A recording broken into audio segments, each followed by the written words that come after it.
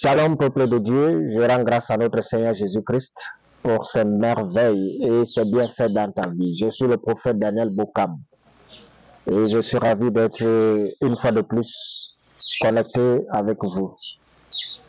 Je dis merci à notre Dieu pour tous ses bienfaits et pour tout ce qu'il ne cesse de faire pour nous. Vous savez, quel est le sens réel de la vie? Que faisons-nous sur terre? Il nous arrive souvent à un moment donné de se poser la question.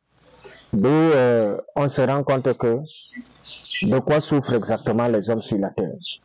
La plupart des hommes souffrent de dépression. Les hommes sont dépressifs. Et ceci est dû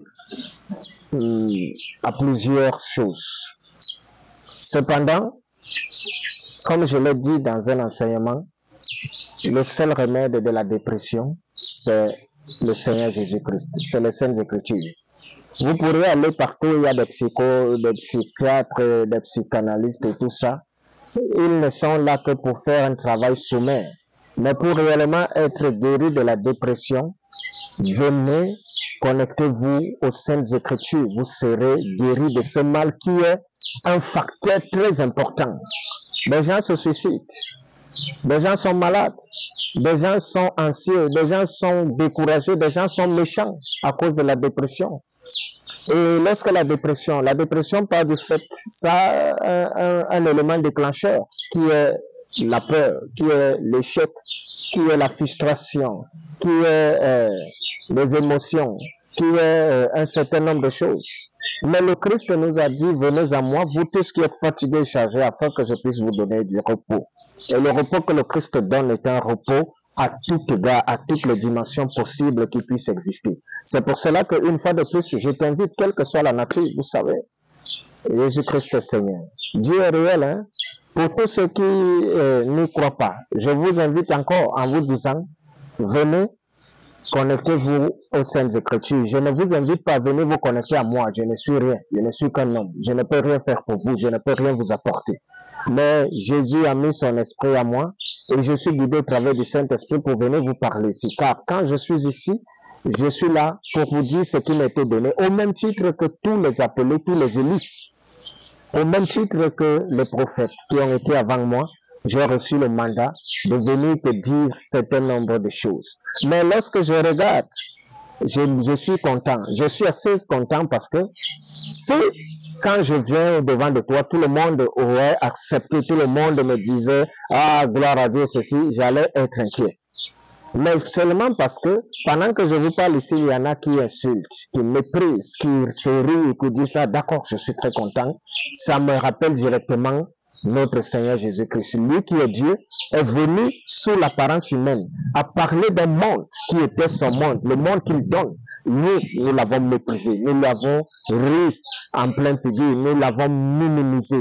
Et il a prévenu tous ses enfants en disant, s'ils m'ont aimé, ils vous aimeront. Mais s'ils m'ont haï, à quoi vous attendez-vous? S'ils ont gardé mes paroles, ils garderont les vôtres parce que ce que je vous envoie dire, ce ne sont pas vos paroles, c'est les paroles que je mets en vous. Alors quand je viens parler ici, ce ne sont pas mes paroles. Et je sais, comme il nous a dit, parce que ceux qui ont tué le Christ, beaucoup ne sont même pas encore conscients de ça. C'est l'Église, hein? C'est des hommes de Dieu, des docteurs de la loi. C'est eux qui ont tué Christ.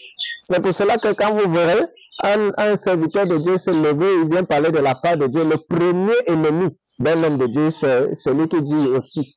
Celui qui dit. Parce qu'il y a une nuance entre être un enfant de Dieu et être un envoyé ou un quelconque serviteur. Il y a cette bataille-là. Celui qui est réellement envoyé de Dieu ne peut pas se permettre de venir combattre un autre. Impossible. Mais si vous voyez, quelqu'un vient, il combat, il vous insulte alors que lui-même dit qu'il est homme de Dieu, sachez déjà qu'il y a un problème. Oui, je vois souvent beaucoup d'hommes de Dieu sur les réseaux sociaux qui dénoncent, oui, il y a les faux pasteurs, il y a les faux prophètes, ils font sur ça. Moi, en fait, Christ ne m'a pas envoyé venir dénoncer les gens. Il ne m'a pas envoyé venir juger les gens. Il ne m'a pas envoyé venir jouer les justiciers pour son œuvre. Lui seul a dit qu'il nous jugera tous. Moi-même, je suis compris dans ce lot. C'est-à-dire, si c'est que je me lève de mon propre chef pour venir vous parler ici, mon jugement m'attend. Mais si c'est que c'est lui qui m'a réellement appelé, alors il va me justifier devant tout le monde, point. Je n'ai pas venu me soucier, m'occuper de qui est vrai prophète ou qui est faux prophète. Beaucoup me voient souvent pour me dire, ah prophète, que pensez-vous de tel homme de Dieu? Et je leur dis toujours, ne me demandez plus ce que je pense d'un tel ou d'un tel. Moi, je suis là pour parler de ce qui m'a été donné. Maintenant, pour le reste, si c'est un homme de Dieu, gloire à Dieu, parce que tout ce que nous faisons, c'est pour la gloire de Dieu. Dès qu'on parle de Dieu, ce n'est plus une histoire d'homme, c'est pour Dieu. Et si nous sommes ouvriers de Dieu, nous n'avons pas venu chercher à régler le compte ou à venir faire, beaucoup sont là pour faire tomber d'autres pasteurs, qui sont là pour faire ça. Oui, les loups sont entrés dans la bergerie, ça les engage. Le Christ avait dit quoi? Laissez croître l'ivraie et le blé. Et c'est lui seul qui jugera toutes choses. Alors, aujourd'hui, je viens vous apporter une autre dimension de problème, parce que oui, quand je viens toujours vous dire des choses qui semblent, qui viennent de quelque part, ou beaucoup d'incompréhension, ou beaucoup se lèvent souvent pour insulter, pour dire ça, mais ça ne m'empêchera jamais de venir parler. Parce que vous ne savez pas qui m'appelle ou qui m'a envoyé ou quoi que ce soit. Ce que je fais ici, je ne cesse de toujours le dire. Si c'est l'œuvre d'un homme, si c'est que je me lève de mon propre chef et je viens vous raconter, bon, j'ai envie de vous raconter sur ça, rassurez-vous, je serai exposé. Mais si c'est Dieu qui m'a envoyé réellement, ne prenez pas le risque de combattre contre Dieu. Telle fut la parole que Gamaël avait dit aux Céandrins quand ils ont voulu persécuter les apôtres. Alors aujourd'hui, je vous apporte un thème assez particulier. Le Troisième Testament. Ah ça, oui, le Troisième Testament. Le Troisième Testament est réel. Aujourd'hui, on t'a parlé du Premier Testament. Tout le monde sait qu'il y a deux testaments, le Premier et le Deuxième Testament, et on se limite à ça. Et tout le monde, oui, on accepte, on a déjà les manuscrits, les Saintes Écritures ont été éditées, et le monde fonctionne depuis parce que je suis né, je suis venu trouver qu'il y a deux testaments, et le monde a toujours été comme ça, mais subitement, du jour au lendemain, quelqu'un comme moi qui ne connaît même pas de personne et tout, je viens, je vous dis, le Seigneur, je ne dis pas moi, m'envoie vous dire qu'il y a un Troisième Testament et vous devez rectifier ça. À tous ceux qui ont édité les Saintes Écritures, qui ne sont même plus de ce monde. Pour les pionniers qui se sont levés et ont déclaré qu'il y avait deux testaments, non, vous n'avez pas apporté la lumière au peuple de Dieu. Il ne peut exister deux testaments parce que dans les Saintes Écritures, il existe trois testaments bien distincts. Et avec la méditation des Saintes Écritures, on se rend compte que la révélation, Dieu marche avec ses enfants, parle à ses enfants par la révélation. La révélation, c'est une folie. Je essaie de vous le dire. Quand Dieu t'envoie, s'il te dit, va dire ici, alors tu n'as pas besoin d'être dans le conformisme ou bien dans ce que les hommes disent. Les hommes ont dit qu'il y a deux testaments. Moi-même, je sais. Et je savais qu'il y a deux testaments. Mais aujourd'hui, si le Christ m'a envoyé vous dire qu'il n'y a pas deux testaments, il y a juste trois testaments. C'est pas parce que je suis venu trouver qu'il y a deux testaments que si Christ me dit qu'il n'y a pas deux testaments, je ne vais pas venir vous le dire. Oui, donc quand ils sont tu es sûr même que c'est Dieu qui te parle à ça, rassurez-vous. Ça, c'est ce qu'on m'a toujours dit depuis que je suis tout petit. Donc, quand on dit, ah, c'est la magie, c'est la divination, c'est si chacun essaie de trouver des mots, mais une chose est certaine, je ne fais qu'avancer. Alors, aujourd'hui, je voudrais d'abord que tu puisses ouvrir ta Bible dans le livre des Hébreux, chapitre 9. Hébreux, chapitre 9, du 16e verset au 18e. En voici la teneur. Car, là où il y a un testament, il est nécessaire que la mort du testateur soit constatée. Un testament, en effet, n'est valable qu'en cas de mort, puisqu'il n'y a aucune force tant que le testateur vit. Voilà pourquoi c'est avec du sang que même la première alliance fut inaugurée. Amen. L'apôtre Paul, lorsqu'il écrit aux Hébreux, il est venu parler d'un testament. À votre avis, vous pensez que Paul parle de quel testament? Il parle des Saintes Écritures. Quand on parle d'alliance, C'est le testament, premier testament, deuxième testament. Alors tous ensemble, je vous invite, nous allons entrer dans la profondeur des Saintes Écritures, parce que je ne viens pas vous parler des choses en dehors des Saintes Écritures. Comme pour dire que j'invente un livre propre à moi pour venir vous raconter des hérésies ou bien pour vouloir fabriquer mes propres ou arranger quoi que ce soit. Non. C'est dans ces mêmes Saintes Écritures parce qu'il y a beaucoup de choses que les hommes ne connaissent pas ou n'ont pas vues. Vous voyez aujourd'hui, on vous a servi des Saintes Écritures. Mais pourquoi est-ce qu'il y a plusieurs versions des Saintes Écritures? Parce qu'à un certain moment, d'autres ont trouvé ci, d'autres ont trouvé ça, d'autres ont caché. Quand je dis trouver, il y a une certaine obédience qui a caché beaucoup de manuscrits, qui a retiré beaucoup de manuscrits qui ne les arrangeaient pas. Et ils ont sorti ce qu'ils ont trouvé nécessaire. Dans d'autres, vous allez lire, il y a plusieurs versions. Vous allez peut-être, si vous lisez la version Taupe, il y a certains livres de plus. Il y a certains prophètes que vous ne connaissez pas. Quand vous venez dans la version du second, il y a d'autres qui sont à moins. Et tout cela, mais maintenant, pourquoi est-ce qu'il y a plusieurs versions? Et pourquoi est-ce que quand il y a plusieurs versions, vous allez vous figer sur le fait qu'il existe réellement deux testaments? Il n'existe pas deux testaments. Et nous allons tous le découvrir tous ensemble. Pourquoi? Parce que, qu'est-ce qu'est le premier testament? Le premier testament, ici, lorsqu'on a parlé du premier testament, le premier testament ou la première alliance, c'est la marche de Dieu personnellement avec les hommes. C'est Dieu qui se révèle au monde. C'est Dieu qui décide de commencer à faire en sorte que les hommes connaissent que c'est lui qui a créé tout ceci. Et lorsqu'il a décidé ça, il a choisi des hommes qu'il appelait des prophètes, qui étaient une courroie, qui sont une courroie, pour pouvoir venir rapporter aux hommes que, voilà, qui parlait et à qui il parlait. Et il se révélait au travers de ces prophètes pour passer un message. Alors, dans la première alliance, il est essentiellement question de Dieu le Père, Dieu le Créateur, parce que c'est lui qui est en mouvement, c'est lui qui se révèle, c'est lui qui parle, et c'est lui qui se connecte directement avec les hommes. Et quel est le résultat qui a été donné? C'est que Dieu, s'il serait resté encore personnellement en contact avec les hommes, il aurait tout détruit. Il aurait détruit parce que avec lui, c'était une histoire où quand tu commettais une erreur, il te corrigeait sur le champ. Quand tu commettais une bêtise, il te corrigeait, il te punissait. Il ne partait pas loin.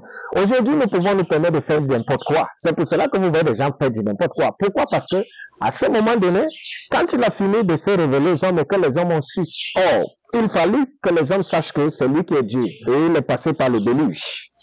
Il est passé par la destruction du feu, Sodome et Gomorrhe. Et il a donné des lois. Maintenant, le monde entier sait qu'il y a un Dieu qui a créé tout ceci. Alors, il décide que je ne vais plus continuer de traiter et de marcher personnellement avec vous. Vous connaissez déjà que j'ai créé le monde. Vous connaissez déjà que je suis là. Je suis vivant. Alors, vous savez quoi faire. Maintenant, il y a mon fils qui viendra. Mon fils viendra continuer à traiter avec vous. Parce que moi, si je continue de traiter avec vous, je vais vous exterminer. Vous êtes méchants. C'est là où le Dieu se donne la place maintenant à son Fils, notre Seigneur Jésus-Christ. Et lorsque le Christ doit venir, est-ce qu'il n'y a pas eu un transfert de pouvoir? Il y a eu ce transfert de pouvoir entre Dieu et son Fils. Souvenez-vous au baptême de Jean-Baptiste. Qu'est-ce que Dieu a dit? Celui-ci est mon Fils bien-aimé en qui j'ai toute mon affection. Écoutez-le. Une voix se fit entendre. Dieu a parlé ce jour que voilà, c'est avec lui dorénavant que vous allez traiter. Je ne serai plus là. Ça veut dire que le monde même, le ciel a été en ébullition. Il y a eu un transfert physique. La séparation et le Christ qui vient et Dieu lui qui se retire. C'est là où on parle de testament. Or, est-ce qu'il est question de la mort de Christ et de la mort de Dieu? Sinon, Dieu se retire simplement. Alors, quand on parle de testament, qui est le testateur? Pour qu'un testament soit effectif et nécessaire, il faudrait que la mort du testateur soit constatée. Mais la mort de Dieu n'est pas constatée parce que Dieu ne meurt pas. Alors, il se retire simplement et c'est Christ qui vient. À partir de là, nous avons parlé du premier testament. C'est pour ça qu'on t'a parlé du premier testament, parce que Dieu, créateur, se retire. Il laisse maintenant le Christ, son Fils, venir marcher avec nous. Alors, nous sommes d'accord. Quand on parle du deuxième testament, on parle de la deuxième alliance qui entre en vigueur, c'est-à-dire celle avec le Christ. Car le Christ vient maintenant, il est venu pour établir une mission précise. Dans la mission précise, quand il a fini de faire ce qu'il avait à faire, alors j'aimerais demander aux uns aux autres. Le Christ est rentré comme ça. Il a dit que tout s'est arrêté parce que lui, il rentre physiquement. Mais pourquoi est-ce que... Non, je ne vais pas vous en vouloir sur ce point, parce que si je dis pourquoi est-ce que vous ne voyez pas, ce n'est pas de votre faute. Car il faudrait que Dieu révèle des choses pour comprendre. Alors quand Christ est en train de partir, qu'est-ce qu'il fait? Souvenez-vous, il commence à nous préparer. Il prépare les apôtres en disant, je vais partir bientôt, mais je ne peux pas vous laisser seul. Vous aurez une force, un soutien, le consolateur. L'esprit de vérité, lui, il viendra et il vous accompagnera partout jusqu'à la fin du monde. C'est ce que Christ déclare. Il dit, moi je vais me retirer, j'ai fini. Voilà le deuxième testament qui est fini. Christ c'est le deuxième testament. Le premier testament c'est Dieu, le deuxième testament c'est Christ. Et Christ maintenant, quand il doit partir, dit, non, je ne pars pas comme ça, je ne vous laisse pas seul. Il y aura un consolateur qui va vous accompagner. Et le consolateur, c'est le Saint-Esprit. Voilà le troisième testament. Alors, quand Christ part, est-ce qu'il n'y a pas eu un transfert de pouvoir? Souvenez-vous à la Pentecôte, pendant que les apôtres étaient dans la salle avec les femmes, il eut quoi? Un grand bruit. Et c'est ce grand bruit qui a attiré les gens. Ils sont venus de partout et ils ont subitement vu les apôtres qui avaient comme des langues et des flammes de feu sur la tête, répandues sur leur tête. Ils étaient en train de parler en d'autres langues et de prophétiser. Voilà le début du troisième testament. Dans les Saintes Écritures, le troisième testament commence à Actes des Apôtres. C'est comme ça, normalement, que doit être repenti les testaments tels qu'ils sont. Pourquoi? Parce que à cette heure, il est question de quoi? Il n'est pas question du Saint-Esprit. À cette heure-ci, il est question de quoi? Ce n'est pas la marche avec le Saint-Esprit, on marche avec quoi? Telle est la question que je vous pose. Qu'est-ce que nous faisons? Tout ce que nous faisons actuellement, c'est basé sur quoi? Ça se pose sur quoi? Nous sommes aujourd'hui, partout où nous allons, tout ce que nous pouvons faire, le monde, il est régi par quoi? Il est régi par le Saint-Esprit. Comment voulez-vous donc ignorer volontairement le Saint-Esprit en mélangeant et en disant que le premier testament, c'est quoi? Le deuxième testament, c'est quoi? Les trois testaments sont distincts et bien répartis dans les Saintes Écritures. Parce que à Actes des Apôtres, ce n'est plus le Christ physiquement qui marche, il nous a délégué. Le Saint-Esprit qui a dit, c'est lui qui sera avec vous. Alors si nous levons, nous reconnaissons qu'il y a Dieu qui a créé le ciel. Il y a notre Seigneur Jésus-Christ qui est là. Et que nous reconnaissons et nous attestons que le Saint-Esprit est réel. Pourquoi est-ce que vous ne manifestez pas sa présence dans les Saintes Écritures? Parce que tout ce qui se fait maintenant se fait par le Saint-Esprit. C'est le Saint-Esprit qui régit. C'est le Saint-Esprit. Toutes les prières que nous pouvons adresser, c'est par l'entremise du Saint-Esprit. C'est le Saint-Esprit qui nous dit, le Christ n'est plus physique.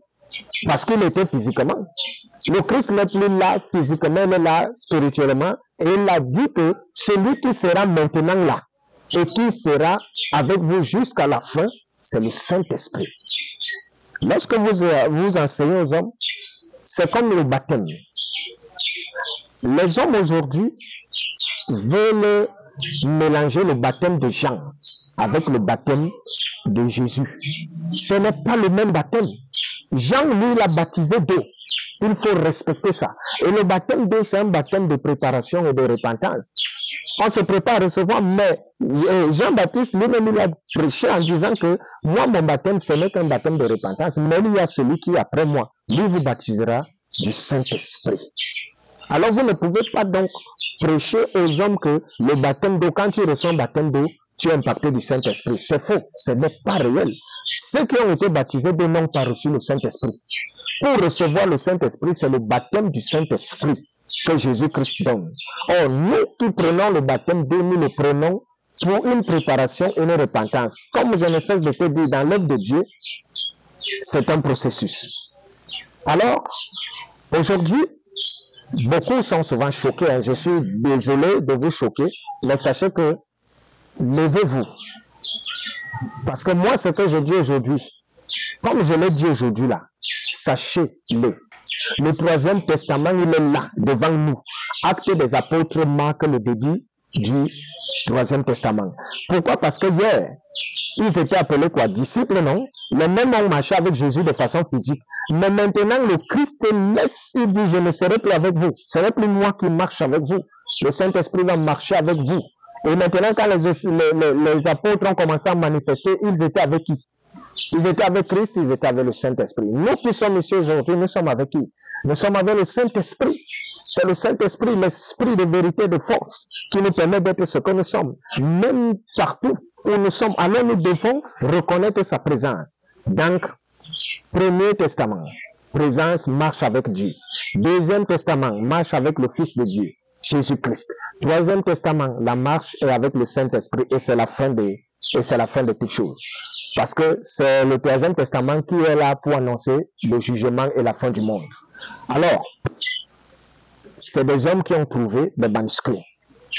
Il faut que je vous explique. Lorsqu'on parle de paroles de Dieu ou de Saintes Écritures, c'est des hommes qui ont trouvé des manuscrits, des hommes de Dieu, de ce que, par exemple, avec le Moïse, il y avait des sculpteurs, des scribes et tout ça, ils écrivaient. Sachez que ce n'est pas qu'il est fort pour battre. Sachez qu'il y a beaucoup de choses que eux-mêmes n'ont pas eu révélation dessus, mais avec la pensée humaine. Ils ont pensé et ils ont retransmis certaines choses. Mais comme Dieu est souverain, qu'on ne peut rien cacher, le temps a passé, des milliards d'années ont passé. Aujourd'hui, le Seigneur vient nous révéler que dans sa parole, il existe 3 testaments. Tous ceux qui croient en la Trinité, c'est-à-dire le Père, le Fils, le Saint-Esprit, doivent savoir que cette Trinité aussi est représentée physiquement dans les Saintes Écritures. Le Premier Testament, c'est pourquoi? C'est la marche avec Dieu, personnellement, Dieu le Créateur. Deuxième Testament, c'est la marche avec le Christ, le Fils de Dieu. Troisième Testament, on parle du Saint-Esprit. Et dans les Saintes Écritures, c'est bien distinct et la marche avec le Saint-Esprit commence à Actes des Apôtres. Actes des Apôtres, c'est le Saint-Esprit. On parle du Saint-Esprit. Il est question du Saint-Esprit. C'est le Saint-Esprit qui nous impacte. C'est le Saint-Esprit qui nous guide. C'est le Saint-Esprit qui nous conduit. Corrigez ça. À tous ceux qui ont édité, ce n'est pas une histoire où je suis en train de combattre la parole de Dieu. Mais vous allez voir beaucoup se lèvent toujours pour venir insulter. Parce qu'eux, ils ont un esprit d'égarement. Je suis ici pour que nous puissions avoir les yeux ouverts, car Dieu se révèle. Le Premier Testament est réel, le Deuxième Testament est réel, et le Troisième Testament, c'est réel. Actes des Apôtres, Troisième Testament. De Actes des Apôtres jusqu'à la fin, parce qu'il est question ici du Saint-Esprit. Sauf si vous estimez que le Saint-Esprit n'est pas réel. Alors là, vous l'ignorez volontairement. Tout ce que nous faisons aujourd'hui, c'est régi par quoi? Pourquoi est-ce que nous invoquons le Saint-Esprit? Pourquoi on ne le montre pas physiquement il n'est pas représenté? Mais sachez que le Christ a bien dit, tout blasphème ou toute insulte contre lui, le Fils de l'homme, peut être pardonné. Mais celui qui blasphémera contre le Saint-Esprit ne recevra jamais un pardon. Et là, c'est un blasphème de ne pas le représenter alors qu'il est réel, alors qu'il est vivant. Alors, c'est des maisons d'édition. Vous pouvez vous asseoir et revoir la chose en sachant que, oui, hier, il a été dit Premier, Deuxième Testament, mais ajoutons le Troisième Testament qui commence à Actes des Apôtres, parce que vous verrez que ça va ouvrir encore beaucoup les yeux, ça va ouvrir les yeux à beaucoup de personnes dans ce monde. Que ce message puisse être ton partage, que ce message puisse être la lumière qui va porter un certain nombre de choses dans ta vie. Je rends grâce à Dieu pour ses bienfaits et pour son amour incommensurable et continuel dans nos vies. Que le Seigneur te bénisse. Bye bye.